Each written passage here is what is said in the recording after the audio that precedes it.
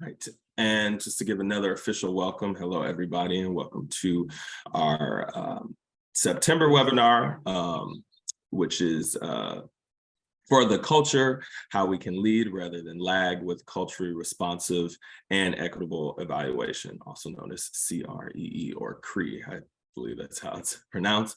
And also just another quick reminder or accomplishment update. This is our first webinar of year 2. And the Envision team is super excited to be here with you all, an opportunity once again. And for those who don't know, which I'm sure you do, my name is Jamal, trainer with Envision. Super excited to be here once again. And yeah, and we'll go over to who Envision is. So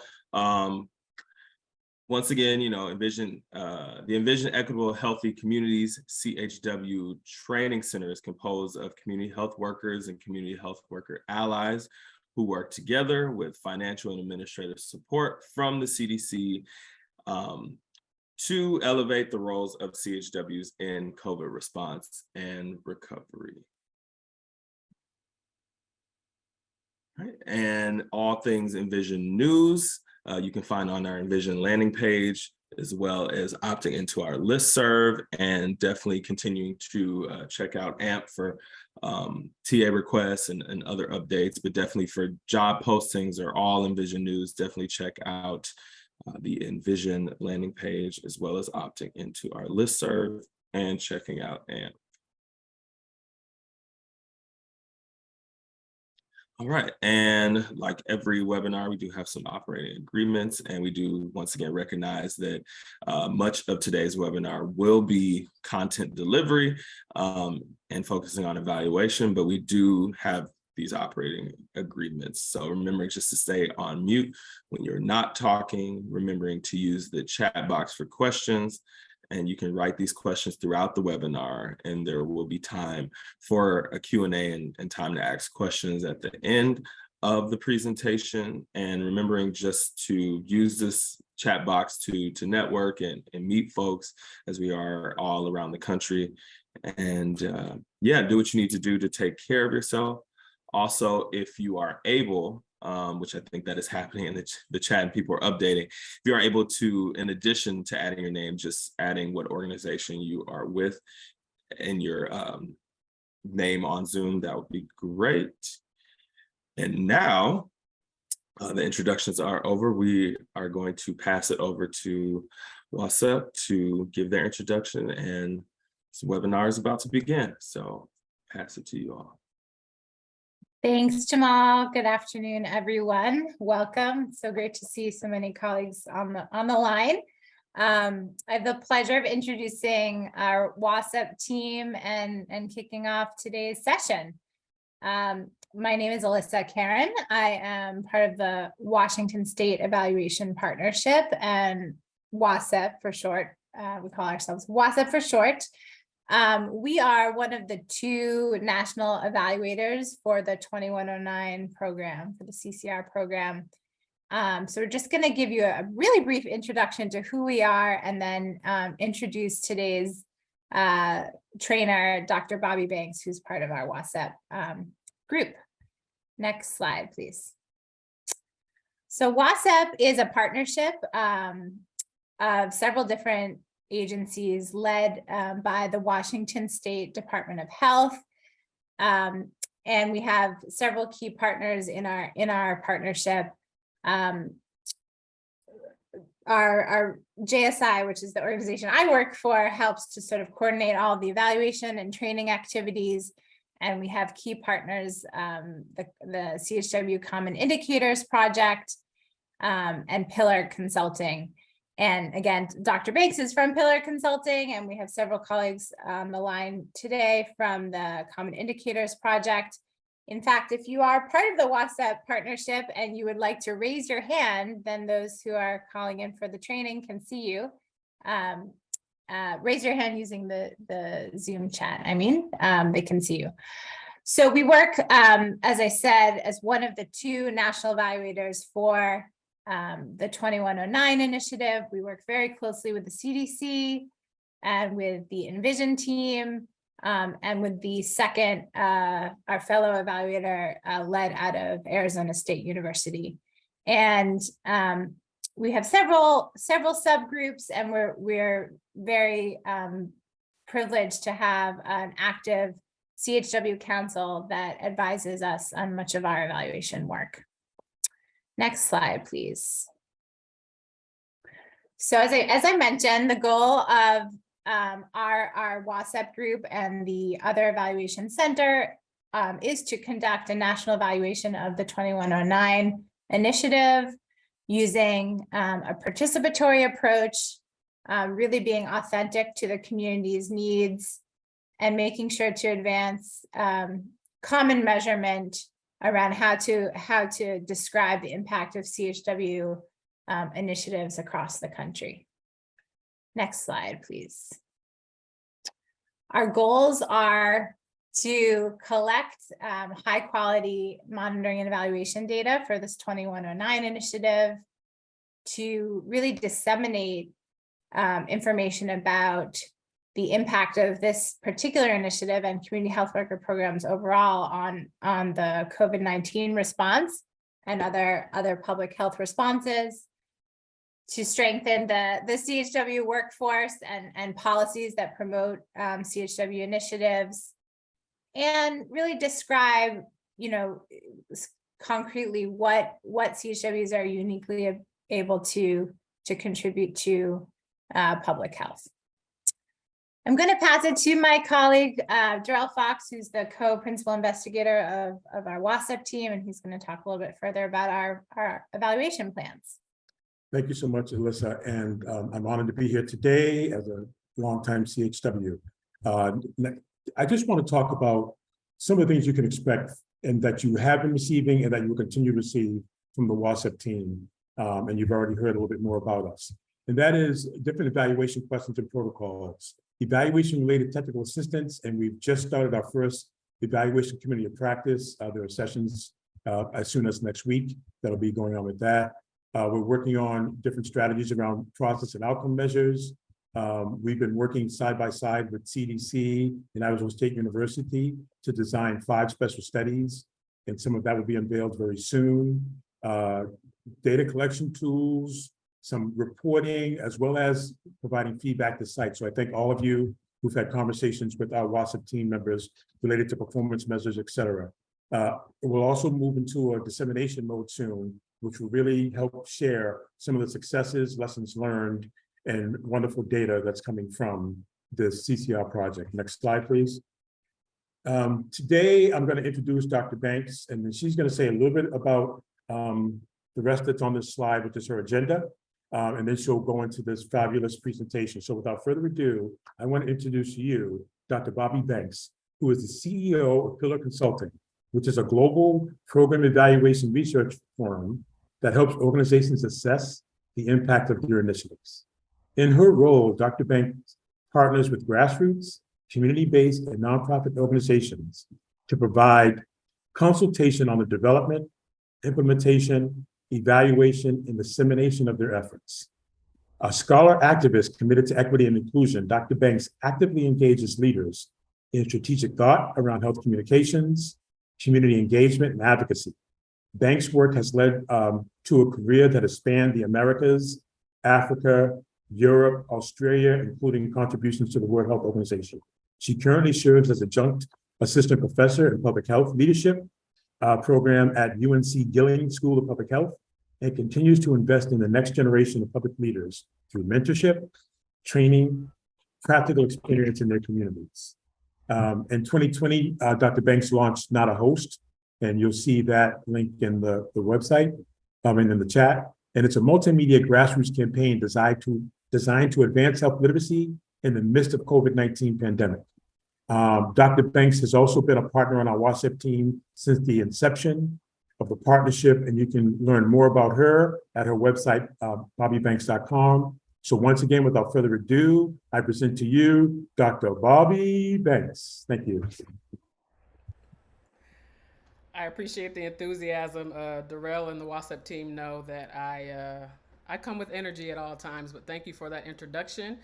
And thank you all for the opportunity today to share a little bit about what evaluation looks like for a social entrepreneur and an evaluator who's engaged in a considerable amount of work with marginalized communities. Speak slowly, Bobby. Even in the midst of COVID-19. So the agenda for today is as follows. I'm going to look this way. Tell you a little bit about culturally responsive and equitable evaluation, or CREE. If you already know, it'll be a quick recap. If you are new to this terminology, I'm just going to share some quick information. Also share some of the lessons I've learned in the field. I believe that all of the learning that we do, not only in public health, but as human beings, includes storytelling. So I'll talk about my evolution as an evaluator in the participatory realm, and really challenge this group to think about, are evaluation partnerships leaning towards just insights, or is it leaning towards inclusive voice, power, contributions when it comes to our work? And then if you've ever come to my talks, I'll have you do everything but dance, including in a virtual arena. So I have a small breakout activity for you to reflect on what this information means to you and your community. And also talk about what this all ties into your ultimate work as community health workers. You're going to share information with your communities.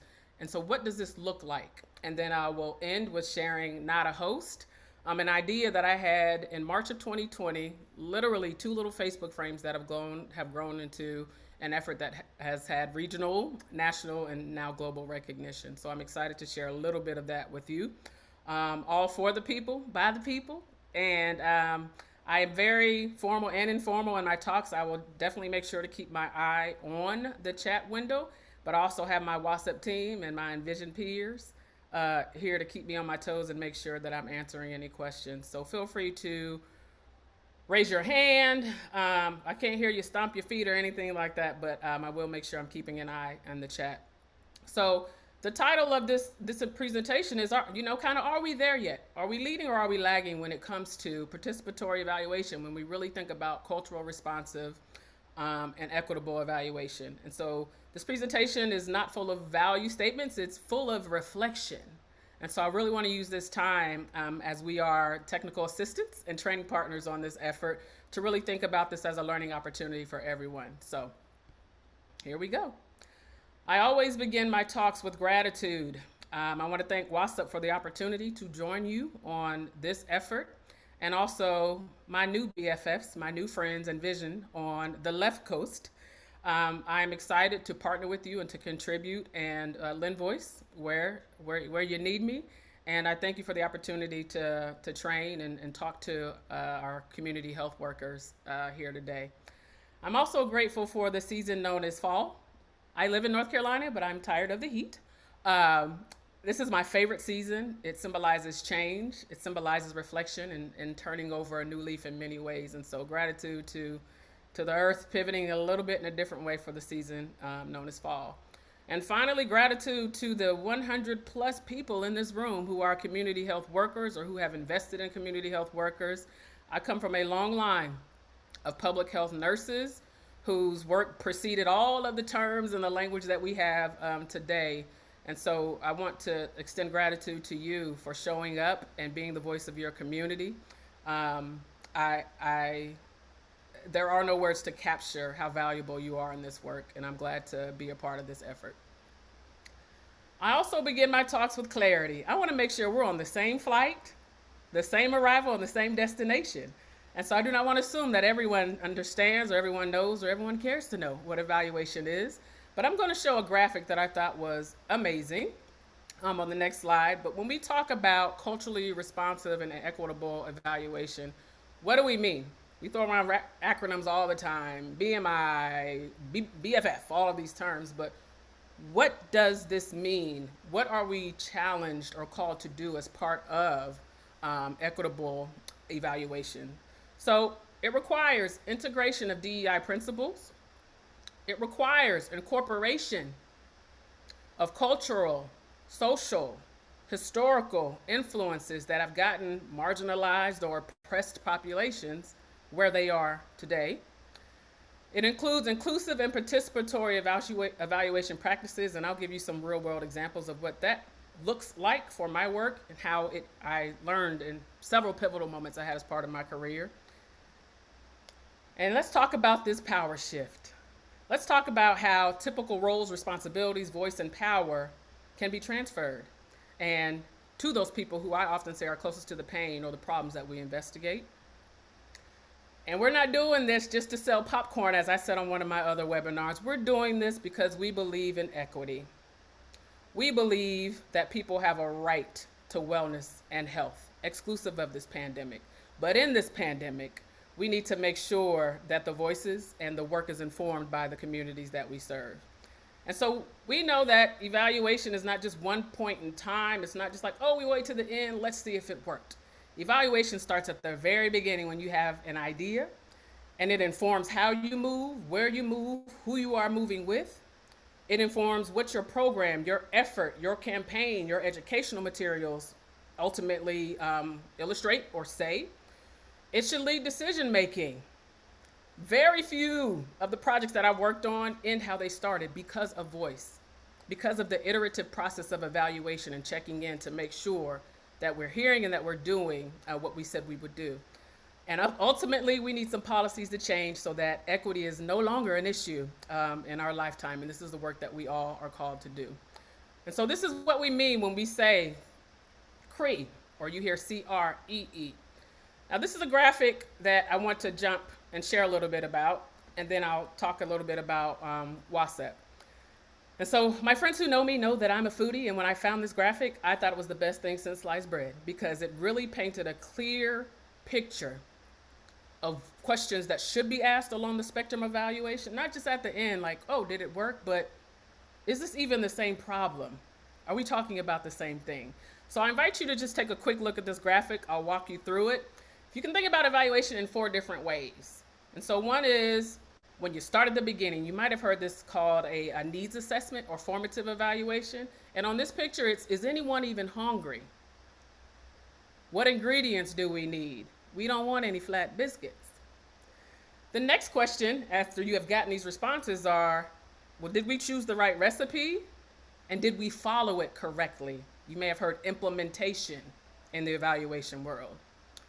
The next arrow over there by the butter, the warmed butter, is everyone full? Did it taste good? And ultimately, when most people think about evaluations, whether it's a survey or a questionnaire, should we keep cooking this the same way that we've been cooking? Now, this is simplistic, but it's great. And I love this graphic, and I want to give contribution to CCNY up in New York for making a clear illustration of very simple questions we can ask that are paralleled with our lived experience every day. So that's the evaluation piece. Now let's talk about the communities that we serve. Let's make this very plain. WSEP is part of this effort, and you don't need to read this entire slide, but I'm going to lift some words from here that I want you to carry throughout the rest of this presentation that we talk about. Are we really leading? This is the question. Or are we lagging when it comes to all of the principles that I just mentioned previously? So this effort was convened, and these partners were convened to address the inequities that are so pervasive in our society. These have occurred because of trauma, exclusion to our immediate ancestors. This is not 8 generations removed. It's 1 or 2 generations removed, or the current generation. Thinking about structural violence, thinking about lack of access. And so how do we take these principles and make sure that we are meeting the needs in a participatory, equitable way for communities that have been oppressed or marginalized?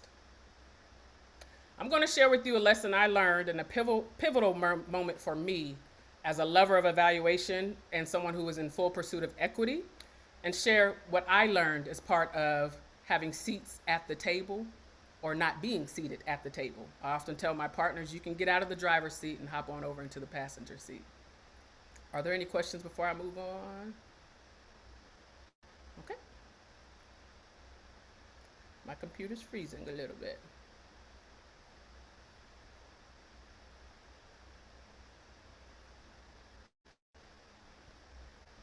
We can still see your slides. Okay. Can you still see me? Yes, you too. Can you hear me? Yeah. Okay. Yep, everything's good. And the slide just changed. We're good. So this takes me to our first activity. I shared with you, I'm highly participatory, partly because I believe in the norms established with the wisdom being in the room, and this being a learning process that goes both ways, or bi-directional learning. I would like to hear from you, and we're going to drop a link in the chat for you to think of one word. I know you are ambitious and brilliant people. One word.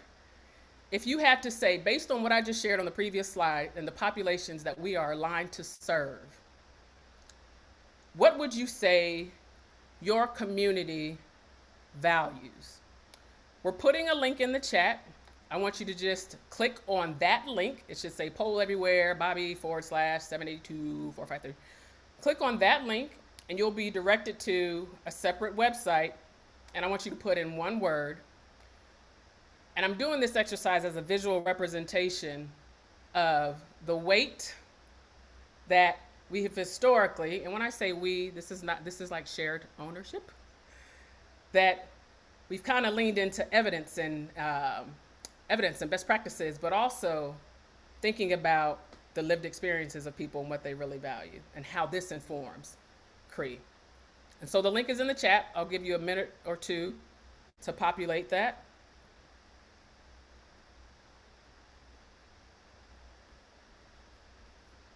I believe the link is in the chat. It is. Yay.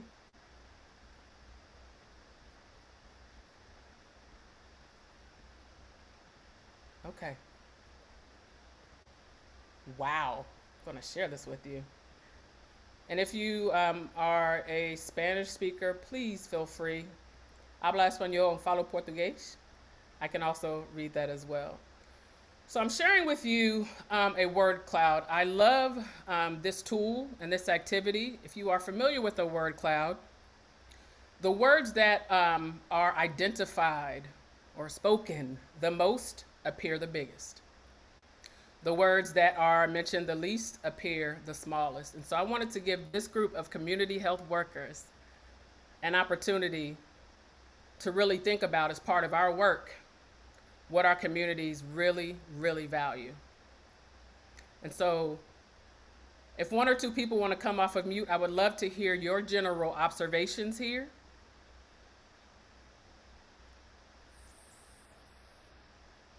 And I'll let come off mute. Come off mute and tell us who you are. My name is Rick Jones. I'm a community health worker with the Oklahoma State Department of Health, serving Stevens, Jefferson, and Garvin counties. Okay. And I went with personally support, which I don't see on there a lot, but I find that the overwhelming amount of those in need that are in and out of my office just feel like having the support of somebody that's advocating for them or assisting them. Just the fact that somebody's there in their corner and they feel like they're not alone anymore. Just the support alone changes their attitude within, once they realize they have support, their attitude just changes immediately. Okay. Thank you for sharing. And because your word is not big does not mean it's not important. That could be incorporated in someone's community or someone's family. I have about 70 responses here. I'll give another minute or two if anyone else wants to raise their hand or come off and mute and give an observation about this graphic. If you had to give a conclusion about, wow, with the 150 people in this room, this is what's kind of floated to the top. I'll take one or two other comments. I raised my hand. I just wanted to piggyback off of Richard. That support, I put family, and I see it's pretty big on there. But a lot of these things can attribute to support family, because, that's their support system. If you have family, if you don't have family. So a lot of people, when they have family, they try to hold them tight and use them as a supportive system in whatever regard. So I think the family piece is a really, really good pillar for what they value in regards to their communities. Thank you for sharing. Did you give us your name? And I am so sorry. It's Erin Capel. I feel like I'm on the radio. And I should know this process like everybody else. It's Erin Capel from Envision. Okay. And we'll take one more from one of our I don't want to say our partners. There's so much language. I'd like to say this is Stephanie Tony from CHW Strength, Certified Community Health Worker here in Virginia. And I think it's so cool the way, regardless of your ethnicity, your race, where you might be located, like this stands true: respect, family, trust, community. Like this oneness that we have really transcends any language that you may speak. We are definitely are seeing the same thing, regardless of where we may come from or the community we may be in at the time. Great reflections. Great reflections. And I'm sure, as you can see, that can be a much longer conversation. I wanted to do this because as a young evaluator, a young person who knew she wanted to be committed to community, but also knew the importance of best practices and literature and principles, and seeing that they can sometimes be malleable, shift, change. And in fact, oftentimes they should, because communities value the very things that you just said. And so how do we merge this world of this is the framework, this is this, and this is what communities value? I'm going to show you some of the lessons I learned along the way, and would love to hear from you if you have any as well. Okay. Hope you see just my PowerPoint slide and not everything else. You just see me. Can someone tell me they see a slide? You see your slide. Okay. All right. So part of this agenda for the webinar today was for me to just kind of walk you through some of the lessons I learned with exactly what I shared. I call these very pivotal moments, and really being a critical thinker and taking us out of, if you self-identify as a laggard, that's fine. But if we've not fully embodied these principles and what that could lead to, or if you're really leading and you have incorporated these principles and what it did produce or what it led to. And so I, as a young student, give me a couple minutes to do a little storytelling. I told you I would. I, as a young student in the academy, the institution, often asked my professors and other people, where is the place that I can be 50% in the community and 50% in the classroom? And I was told that did not exist. I also remember being in class and having an expert come in and share great work that this individual was involved in and that this person led. And I remember raising my hand, and I was not the most vocal student. And it was a very simple question. If your project says you need to do A, B, C, but the community tells you they need to do D, E, F, what do you do? And my question was kind of loaded with everything you just had on that word cloud. I just wanted to know what we're supposed to do when the program or our paperwork says ABC, but the community says D, E, F.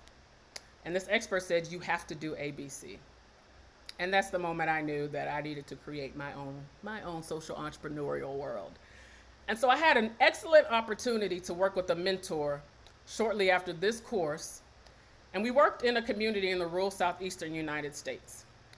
And working with these populations, some of the same things you had in the word cloud were very, very important. You also had small overlapping networks where everybody knew everybody.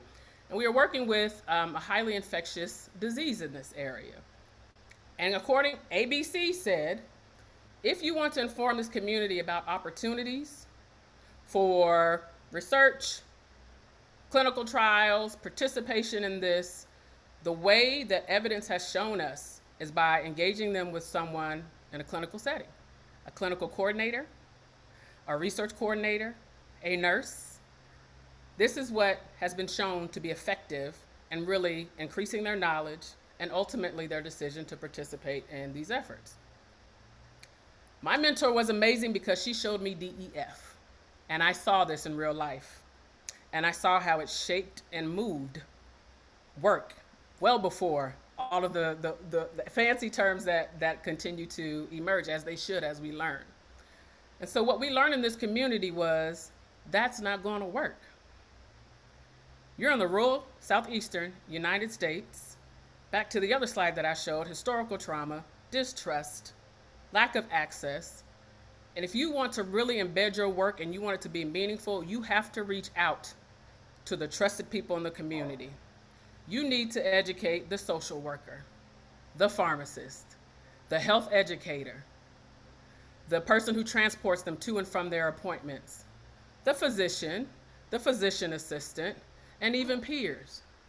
And so what was proposed based on urban best practices was completely shifted because of community voice. And that was at the formative stage. That was when we started putting ingredients together. And so I always share with my students a few things. Be very careful of the conclusions you draw, because had we rolled out this project based on what we've seen in other areas, it likely would not have been successful. And it had nothing to do with the community. It was really our program and our implementation, the way that we rolled it out, just might not have worked for this population. So this was a pivotal moment for me that DEF was not only possible, but it was amazing to see. I saw community members contribute to the entire process of collecting the eggs, putting in the butter, stirring up the ingredients, put it in the oven and telling us if it tasted good. They were partners in presenting. They were partners on manuscripts. They led meetings, and I saw people at the institution that I knew typically sat at the head of the table, sit on the side or sit on the wall. That became my foundation. And so I shared that with you because I want to kind of challenge your thinking, as I do with my students. In participatory evaluation, or if we're thinking about CREE, it is very possible and very likely that lived experience might have, we don't want to really quantify things, but it's a major factor in carrying forward on our evaluation work. A major factor in why the importance of voice drives the work. That one clinical interaction became a 9-session series, and we didn't mind doing the work because that's what the community told us we needed to do. And when it came to outcome, is the outcome kind of a dichotomous, or a yes, no, they did it, or yes, no, they like it? Or are they saying, actually, you need to just see if they know about it first, and then if they feel confident about making the choice, if they have the support, as you have correctly alluded to, those are the real questions to ask, not the yes, no at the end. So you can see how that shift in my next point of power and informing how a community leads with work can completely change the impact of the work on the community. And so as you think about your partnerships in power, whether you are a community health worker, like my long legacy of nurses in my family, or you are an institution that has the resources to support community health workers, I challenge you to think through these questions, and they all are anchored around partnership. I want you to think about the who, what, when, where, whys, and partnerships. Because that was one of the first words that we saw and in my defining CREE, to make sure we were all on the same flight, same arrival, same destination. So who are your partners on the work? Why were they brought in? I'm sure if the same word cloud was presented to communities, they say the worst thing in engaging in power dynamics is probably tokenism. It's probably just like, oh, come, can you put your face on a flyer? I don't know that as a fact, but engaging with communities for the past 20 years, why were they brought in as partners? To be included, or do we just need your thoughts? What criteria qualified them as partners? When did they become your partners? Was it after the biscuits were baked, or was it while you were collecting ingredients? Where are they leading the work? Let's make this plain. Are they leading any of the strategy meetings, participating in strategy meetings? Are they giving feedback on processes? Are they being incorporated? Can they see? Are they being, we always talk about capacity building and technical assistance. Are they being supported? Do you have opportunity to present at conferences? Are there other forms of dissemination or other forms to share the evaluation findings that are different from perhaps a journal? This is where the field is already going, but we definitely need a huge wave of folks who are ready for inclusion in that way. And then how are they your partners? I am huge on any effort that I have, and you'll learn about Not a Host in a minute. Your investment not only includes resources, human resources, it also includes financial resources. Are they paid partners on your work? We all love volunteering and serving, but if we are contributing to work that has a budget, are they included in the budget? How are they included in the budget? So that's the first P I really want you to think about. Who, what, when, where, why? The second piece I want you to think about, the other P, is power. And that is also the delineation between you just wanting people's insights or really being included as partners and leading the work with you. And so let's think about this using the word power now. Who holds the power? What does that mean, Bobby? That's so abstract. Who's developing the agenda? Who's selecting the venue or the places where meetings are held? Who's selecting the vendors? Are they locally owned businesses? Are they in the vendor system? If they're not in the vendor system, what supports are necessary to make sure they have equitable opportunity to support efforts as well? Who holds the power? Why do they hold the power? We know historically, and this is, again, these are not value statements, but historically, if you receive an award or something is rolled out a certain way, that's what we're used to, right? You come in and this is ABC. Well, DEF, who holds the power? What qualifies them to hold the power? I'm sure if you are of my generation, folks say folks don't know nothing about nothing.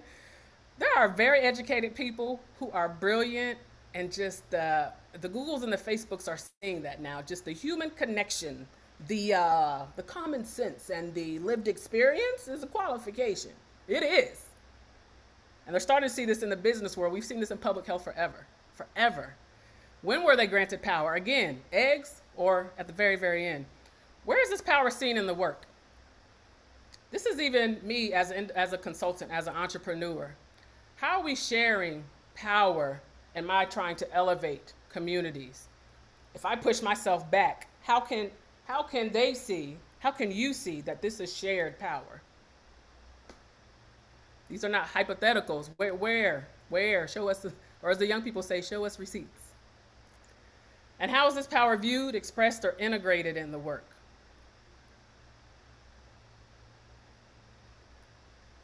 And so this is what I mean on the spectrum of inclusivity.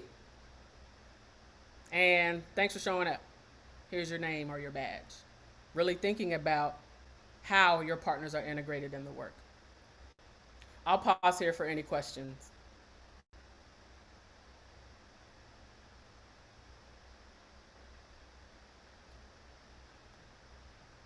No questions?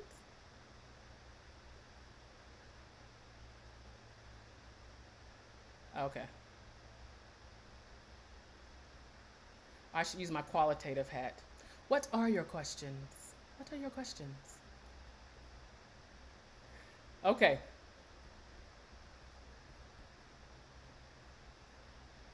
Just like five. Okay, here we go. Alrighty.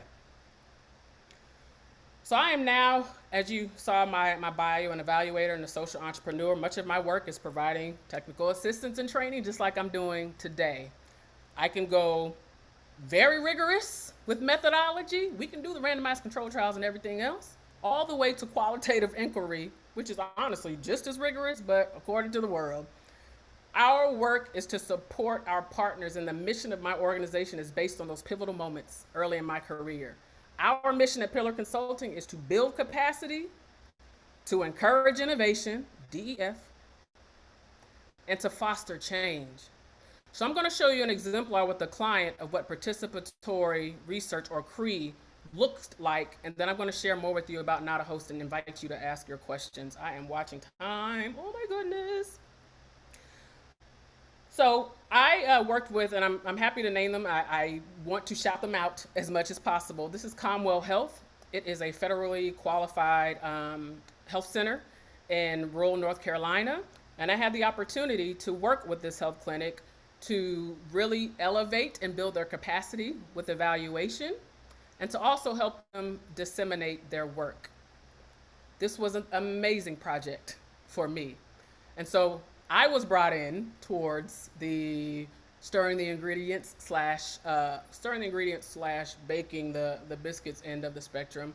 But these partners were integrated from the onset of the work. And I want to show you some of the tangibles they even received, that they earned, not received, that were offered as part of this participatory work.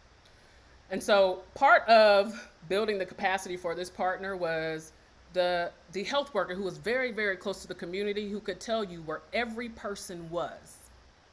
Oh, this person is in Florida for the season because they're a migrant farm worker and they're expected to be back here, here, here, and here. Oh, this person is going to see their family, they'll be back. And all of this was in an effort to develop a patient-centered medical home. This was funded by HRSA, and it was a special project of national significance, or SPINS. And so part of the work was, number one, oh my goodness, I mean, I'm not shocked that you are this close to your clients and you know, but this is huge, being able to communicate, because these are terms we have, loss to follow-up, retention, and all of these things. We don't always have that additional data to say, and this is where they are and they will be back. Do you want to publish this? Now, communities aren't always excited about that because they do the work to serve the community, we all do. But this team had an opportunity, and because of the work that they did, we even offered to do a writing workshop, but time did not afford that for this site.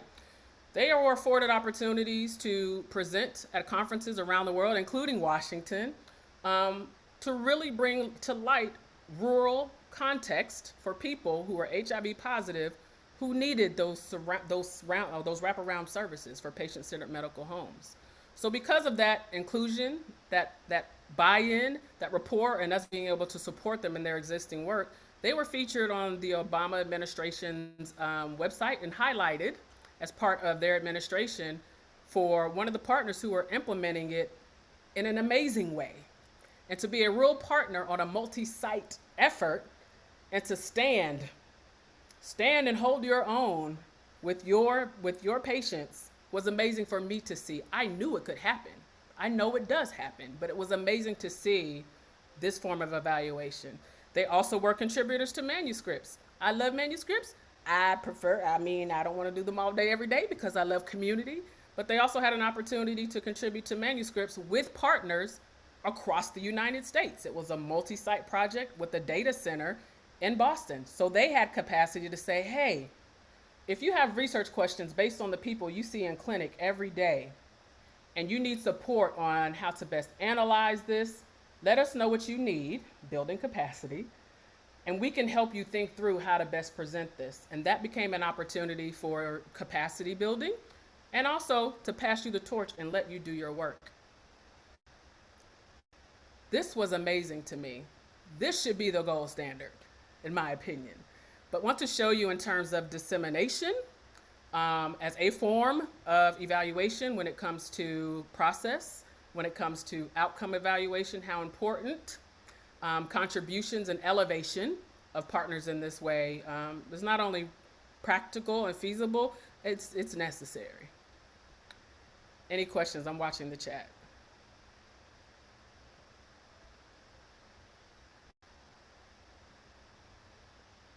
I'll stop showing the chat because I think it shows up when I do that. Okay. So in this next activity, I want you to take about 7 to 10 minutes to think through this next piece of work. And I do this as a predecessor for you to learn about Not a Host and how we have grown from a small regional project to now global recognition in many, many ways.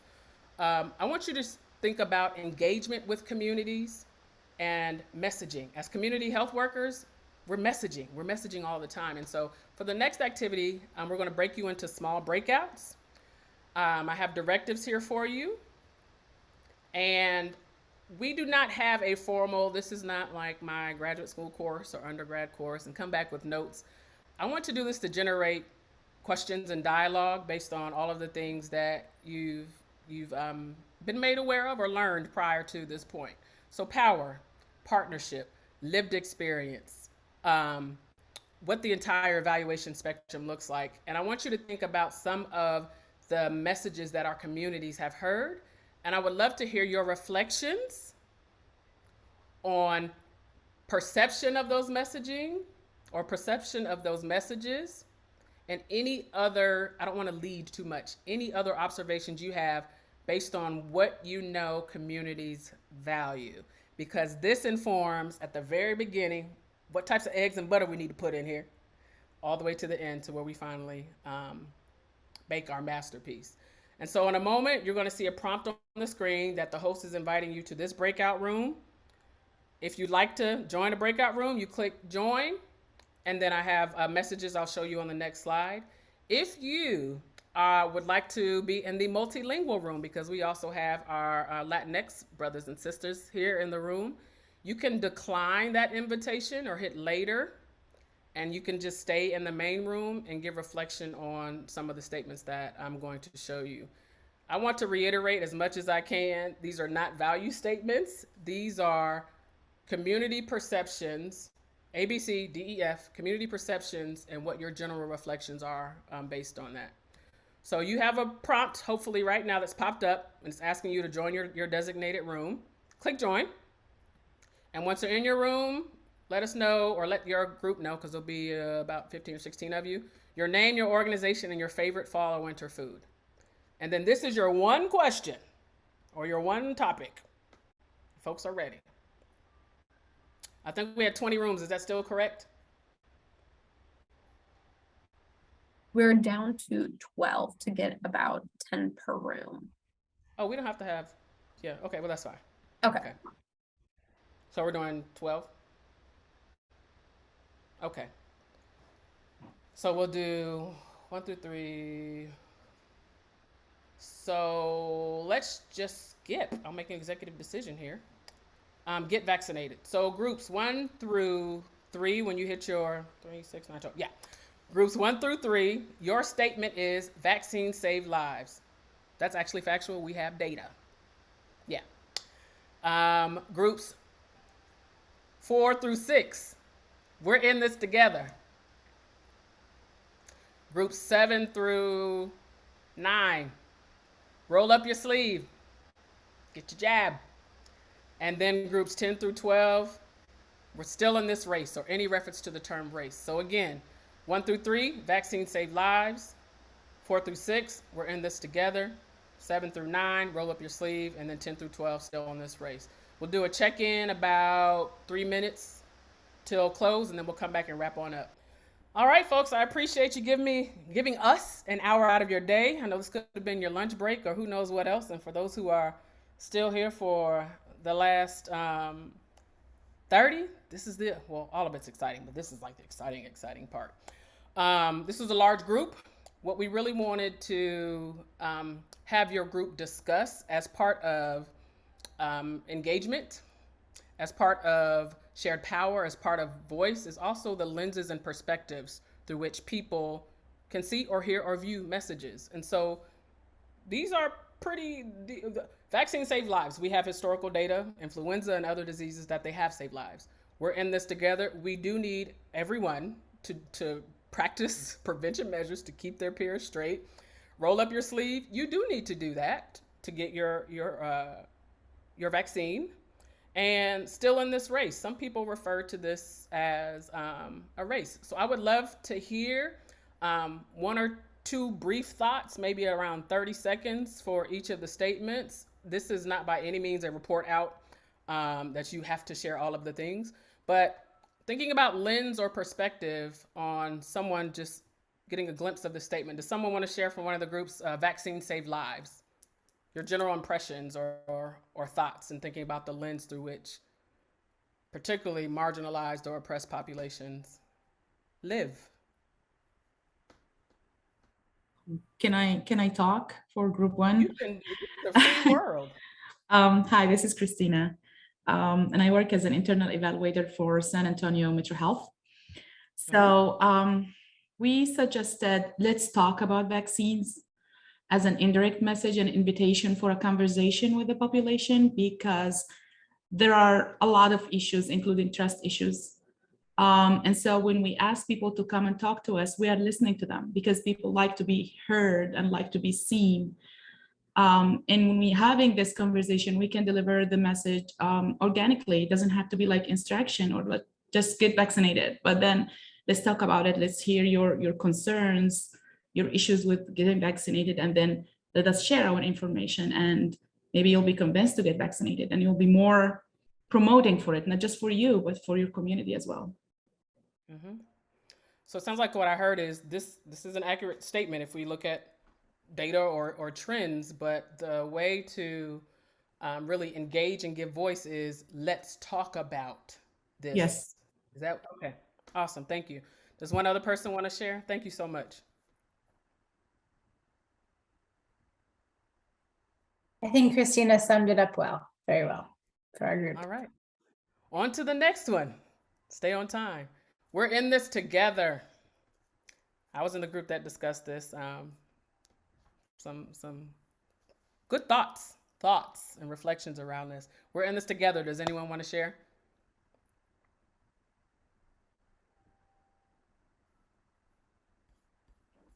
Yes, hi, my name is Stephanie Brown. I'm a CDC worker in Syracuse, New York with CARES 1199. And we had a discussion, and one of the outstanding discussions was that we all in this together. I mean, are we? Because at this climate, in this day and time in our country and our communities, we so many of us feel so divided. You know, I think part of that is from the last political administration, but you know, now we just there just seems to be so much division around, and it seems like we need to make a larger effort on all of our parts to be more inclusive and to be more of a community. And it just seems that this day and time, we're so divided. And so that's one of the consensus that came out of our discussion group. Okay. So that this is aspirational, or this could be aspirational, but it sounds like as a country, the we is not quite formally a we in that way yet. I could see a voice or a perspective also perhaps thinking that. And these are perhaps. Thank you for sharing that. Roll up your sleeve.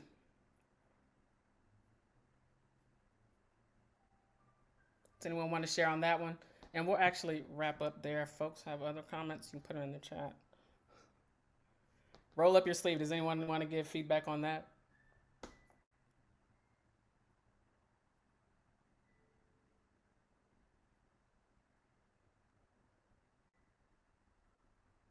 Okay. Still in the race. Anyone want to give feedback on that? I'm watching Time, WSEP, and Envision.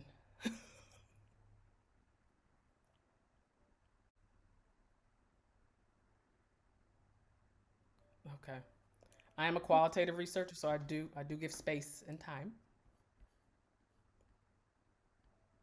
I can speak for still in this race. I think 2 points that came out of our discussion were, but not for me, but the first one was the a point that, you know, a race is something that people choose sometimes, and that it, you know, it's something that you sort of win a prize at the end, but it's like, if we're still in this race with COVID, like, doesn't feel like it lines up nicely.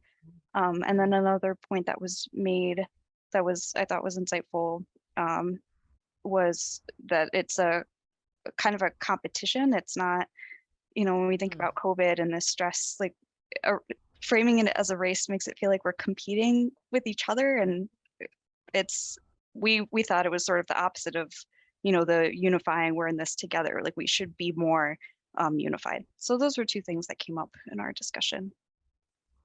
Kayla, I don't know you from a can of paint, but you just dropped thank you. Insights. So back to my slide where I talked about insights and inclusivity. So all of the things you just shared are really around lived experience, where I live, who I work with, what I could possibly interpret based on this. And this is not a qualifier that it's good or bad. It's just my insights based on my lived experience, you know, include this at the formative stage, at the needs assessment stage, right? and then kind of thinking through, well, how do we include or incorporate this? Are there other qualitative or quantitative measures that we need to explore?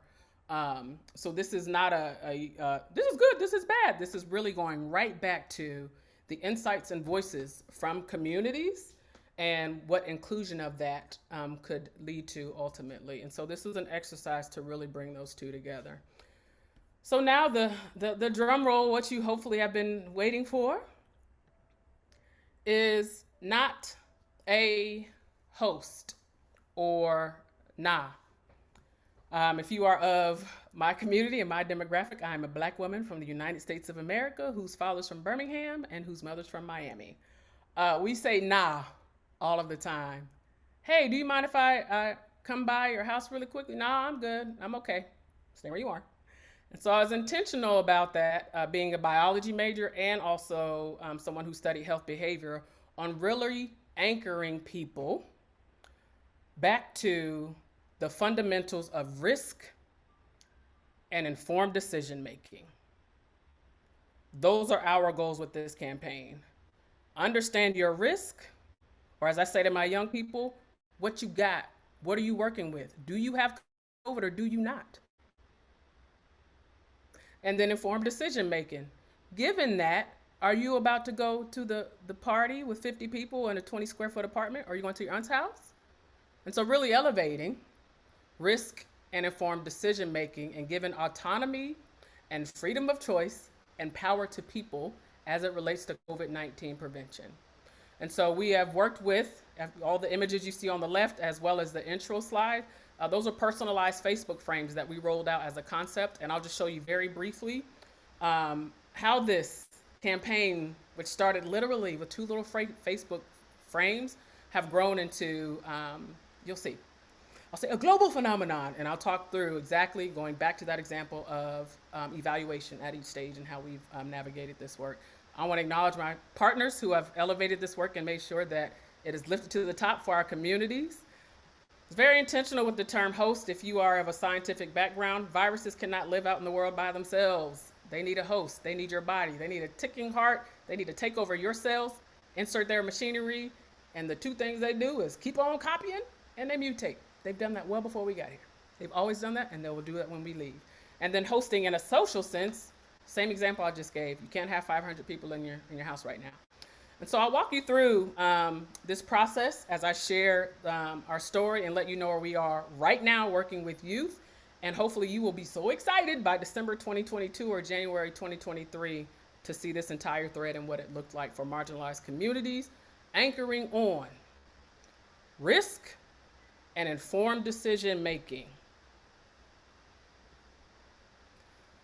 So our concept was, oh my gosh, a wing and a prayer. I worked with several colleagues as part of the formative stage who were in epidemiology, psychology, health behavior, community psychology, educators, to really think about the utility of the messaging for our communities. Developed associated materials that you see at top left in both a digital and print concept, put together a 1-pager and started engaging with communities. Does this make sense? Does this make sense? It really is around risk and informed decision making is what we continue to hear, but we wanted to know with the community, what is back to, are people hungry? Is the issue really vaccine uptake, or is it really you need to know that you are at high risk, whether you have symptoms or not? Know your risk.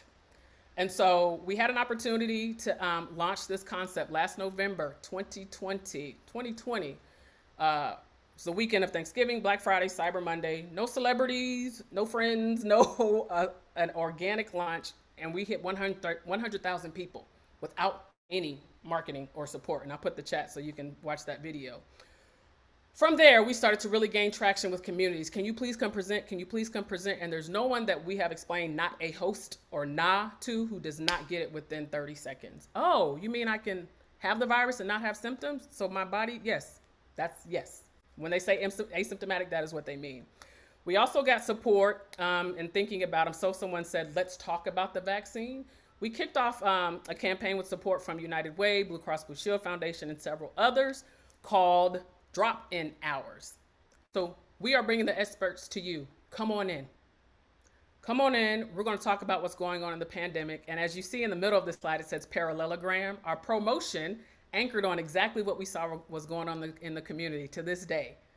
People of color, if you look on any social media, they're calling it the panorama, the parallelogram, the ponderosa, the replay, instead of pandemic. And so we incorporated that language and we asked experts to come speak to our communities. Drop in the room, drop your credentials so we know you didn't just sleep at a famous hotel last night and now you're a doctor. Drop the information for people so they understand it clearly. And then we ask them to drop the mic. And if you are familiar with the wonderful cinematic pillar coming to America or in any community, and you probably saw our president at one time, when you drop the mic, you are done. And so that was if you think about behavioral theory, the call to action. What is the one thing you want people to walk away with? And I put a snapshot at the bottom so you can see the various experts that we had. Like this webinar, simultaneous interpretation in Spanish. The promotion was also in Spanish. This was like the pilot, the kickoff. People really understand. In addition to the one pager, okay, what is clear, what is not? What is salient for this group that is not salient for this group? We know Facebook demographic is 18, or not 18, up to 44, 54. They love Facebook frames. They do it for breast cancer and everything else.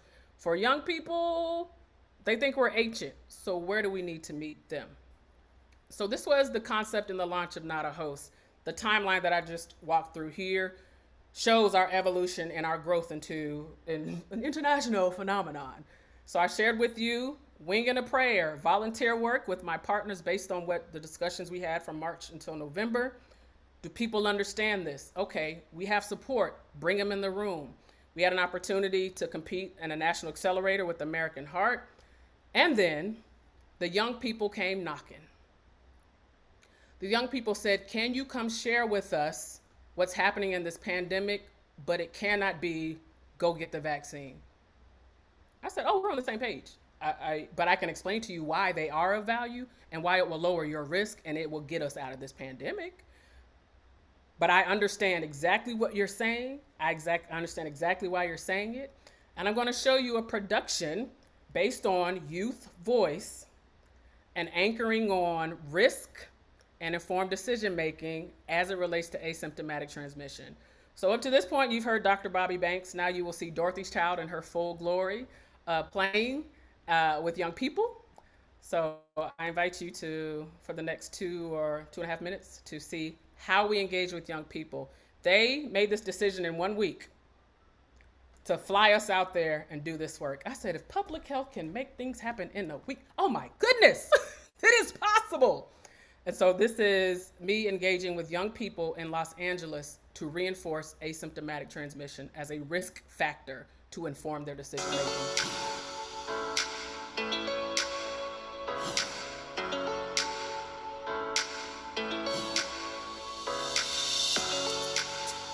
We have a campaign called Not a Host that we've been leading in North Carolina, but very soon around the country to really help people understand what COVID-19 risk looks like. But our whole goal with our organization is to build capacity, to encourage innovation, and to foster change.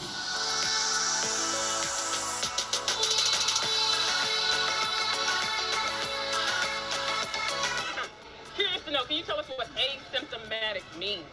Asymptomatic is when a person does not show that they have symptoms. Okay. Her friends over here dancing if you want to get them. Okay. Go. Asymptomatic. I asked a lot of y'all out on the trail, like, what does asymptomatic mean? And folks are like, they mean no symptoms? Right.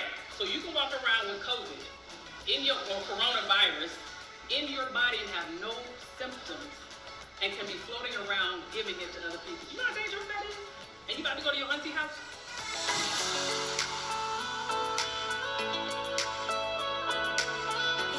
That, and that's why it's called Not a Host. Viruses are looking for a host.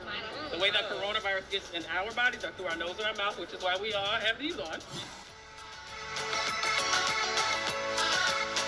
part of our role is to bring these experts to you so you can have your questions asked versus just watching it on the tube. So trust yourself, take your power back, and if you don't have the information, find out where to go.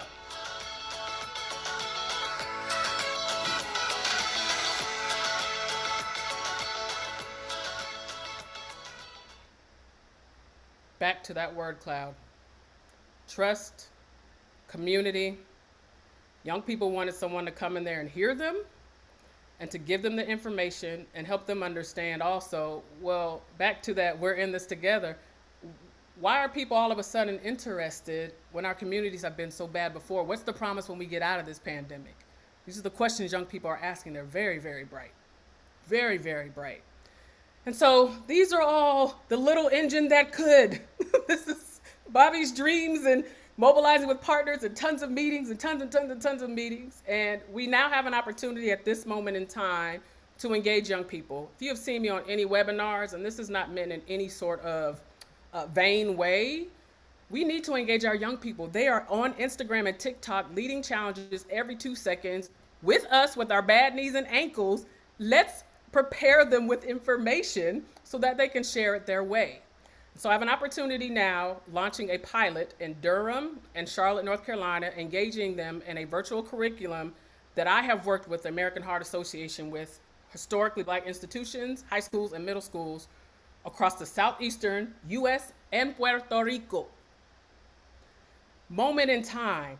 The kids are at home. This is an opportunity to engage them on the principles of racism, health equity, public health, and then talk about COVID, and then talk about informed decision making, and then we're going to let them create a mass media campaign. So on this slide, I wanted just to show you where we are right now based on conversations.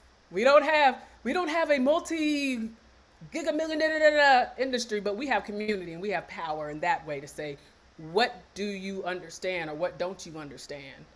And what we have seen and what we continue to hear is folks don't understand their risk.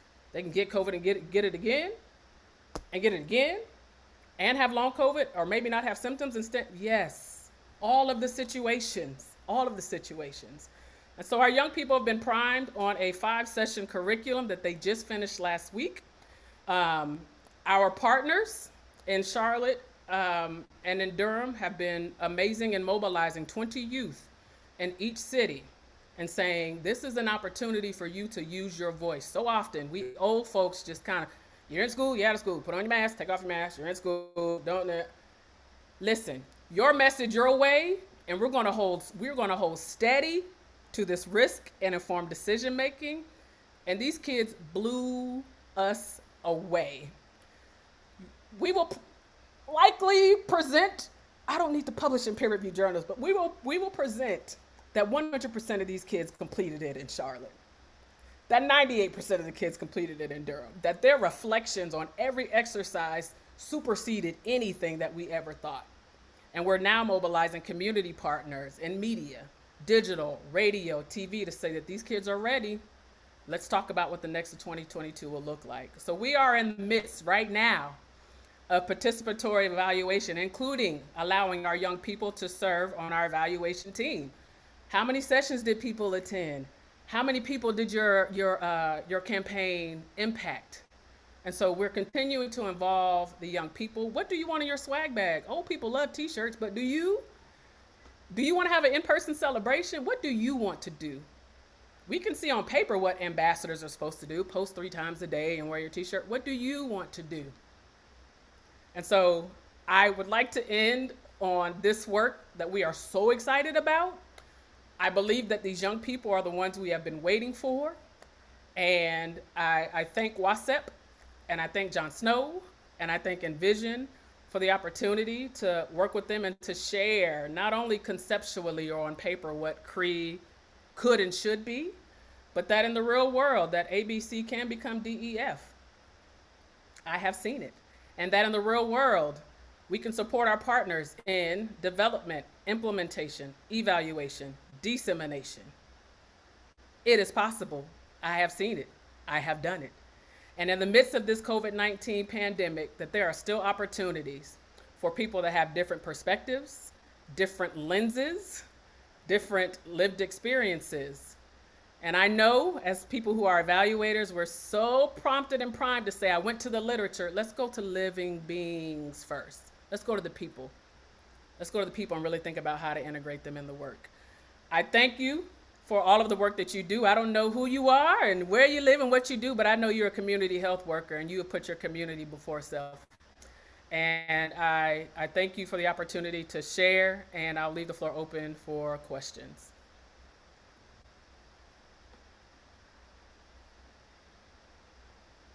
So I think, I'm, all right, go ahead. I get excited, Jim. I'm like, the kids are coming. Go ahead. I'm going on mute. Because I was going to say, for sake of time, I believe, and just for everyone to get a chance to do the poll and evaluation, we're just going to ask everyone to drop your questions definitely in the chat. Dr. Banks, I don't know if your information went out as well too in the chat, or if you don't mind dropping that again, so folks can follow up with you. I know that we definitely send all that out after as well. Yep, awesome. Here's the screen here. So because I know we have about 5 minutes left. So definitely thank you first off for being a part of this webinar and giving all that information. Thank you, WSEP, as well too. Like I said before, if you do have questions for Dr. Banks, see she put her email in the chat, as well as we'll be sending all that information out as well too, and the website where you can, your website, Dr. Banks, where you can find all this information as well as the presentation. So I'm going to launch the poll now, so folks have time to do that. Dr. Banks, there is one question in the chat for you. Yeah. And yeah, we can answer those as we're like on the poll. You like, okay, sure. It's from Kayla. Says, do you have any recommendations for bringing in voice when you're stepping into evaluation after the formative process? Sometimes it's hard to know when or how to incorporate voice when it's not built in the beginning. I appreciated this discussion and presentation. I agree. So the pivotal moment that I shared with you as a young evaluator, it took about a year to engage with the community, because you need to see who's already engaged in the work currently, who was engaged in the work previously. Were there any structural factors that led to them being, the term I'm going to use for lack of a better one right now, stripped away, financial resources, land, all sorts of things, so that you understand the context that you're stepping in. And so seeing who's currently doing the work, they hopefully will share with you just through organic conversations or structured conversations, who also has done work in the community, who has partnerships, you know, where there are synergy, where there's not synergy, and also continuing to have an open table. You will get to the gatekeepers when you are trusted. I'm a Black woman who was a military brat. I cannot ever say I'm a Black woman in a rural area or a Black woman in an urban area. That was not my lived experience. So I'm very transparent when I come into the community. I have not lived here, but you know, I am a Black woman, and these are the resources. These are the things we would love to know. And so a spirit of curiosity will open a lot of doors for you, but the community has to know that you are leading with integrity, and that everything you saw in that word cloud that is priority for a community is also priority for you. No one wants to be a checkbox at the end of the project. So have a lot of curiosity, see who's doing the work currently, who has done it historically, if there are any barriers involved. Continue to invite these individuals to the table and ask them who else should be involved. We don't have time to do that. In COVID, we got to move. We don't have a year, unfortunately, because our sisters and brothers and aunties and uncles are dying. So I hope that helps. Thank you. That does help. There's one last very related question, if you have a moment, which is, do you have hints for balancing community leading and participating in evaluation and their need for time? We're hearing from partners that they do not have the time to lead as we might hope for. So we keep brainstorming with them on the right balance and their choice when possible. It's a question from Chris Johnson. Yeah, right. So we work with a lot of partners right now. Some of it might be you being very generous in ways that are, so people don't have time. So would it be helpful for this group if we put together a document for you to give feedback on, and then we reconvene at a later time? Seeing where you can be of support to provide structure, so that people aren't brainstorming, coming in kind of de novo, like, tell us this. These are some of the ideas that we have seen or heard, And we'd love to get your feedback on this. Couple of weeks, come back and speak on it. Time is crucial for everybody, even for me, but particularly for those who work 2 or 3 jobs and just life and more life. Try to be as generous and as of much support that you can, but still allow them to lead.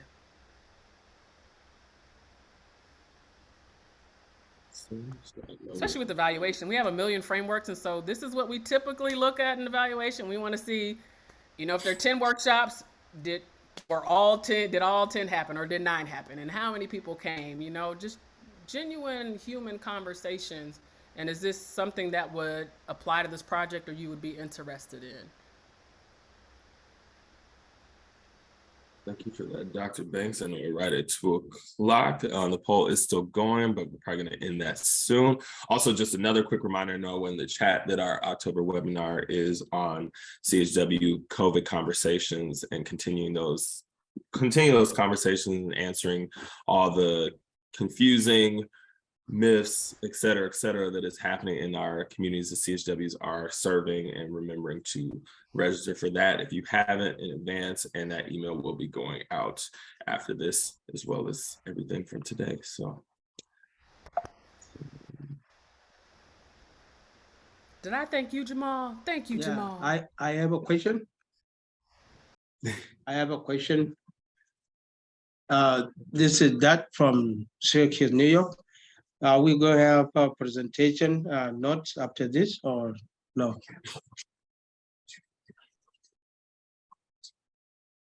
Jamal, I think he's asking what presentations are after this one. Did I get that correct, sir? I say we're going to have a records whereby we can listen to it again. Oh, yes, sir. Go ahead, Jamal. Yeah, I was going to say yes. So for this specific webinar, we are, I think it might have went in the chat, but as well as in the follow-up email, we'll have a link to Dr. Banks' website where you can directly see this webinar and all the materials that she shared today, as well as all their information that you can follow up. That is correct, right? I was like, look for Jamal's email. Thank you so much for the opportunity. So I'm going to end the poll. Yeah, I think we are